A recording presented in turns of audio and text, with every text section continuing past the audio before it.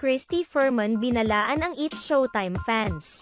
Tila hindi pa rin natatapos ang intriga sa pagitan ng MTRCB at sa noontime show na It's Showtime. Sa kamakailang episode ng programa ni Manay Christy Ferman, binalaan niya ang mga fans ng It's Showtime na nagpapadala ng threats at patuloy na bumabatikos sa chairperson ng MTRCB na si Lala Soto. Matatandaan na marami sa mga fans ng It's Showtime ang nagalit sa MTRCB dahil sa ipinataw nilang 12 days suspension sa It's Showtime kasunod ng indecent acts nina Ayon Perez at Vice Ganda sa isang episode at dahil sa iba pang violations ng show.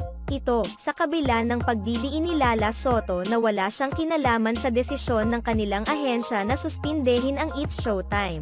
Kaya naman, sa gitna ng mga natatanggap na mga pambabatikos ni Lala Soto at sa mga banta sa kanyang buhay at sa kanyang buong pamilya, naglabas ng paalala si Christy Ferman para sa mga madlang people na naging bashers ni Lala Soto.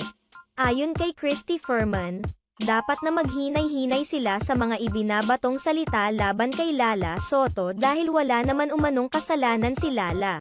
Iginiit pa ni Christy Ferman na dapat hindi nagbibitiw ng mga salita laban rito dahil mapagbiro umano ang panahon, baka mamaya ay babalikwas ang mga pinagsasabi natin.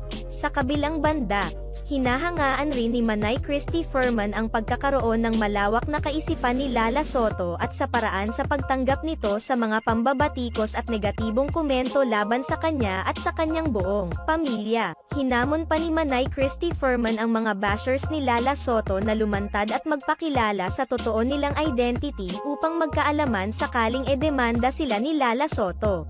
Sa kabila nito, marami pa rin ang naninindigan na walang ginawang masama sina Vice Ganda at Ayon Perez dahil ang mga utak lamang ng mga nagrereklamo ang naglalagay ng mali siya sa ginawa nila sa pagkain ng cake.